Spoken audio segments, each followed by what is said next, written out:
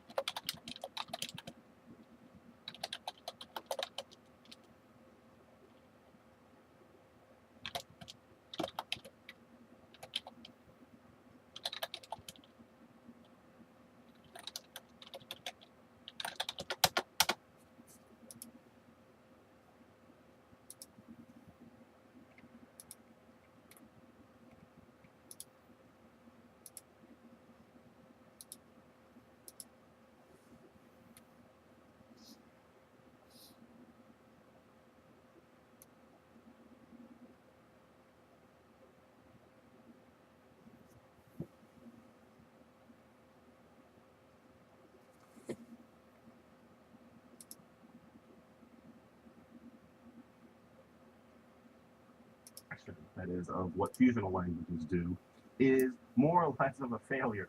And so what that means is that German succeeds, but somehow Turkish, which is an agglutinative language par excellence, is somehow a failure. And that was the sort of thing that he said. But the fact is that subsequent research has shown that there is no correlation between mental or societal advancement and how a language handles its bound morphemes. And this was put most beautifully by Edward Sapir.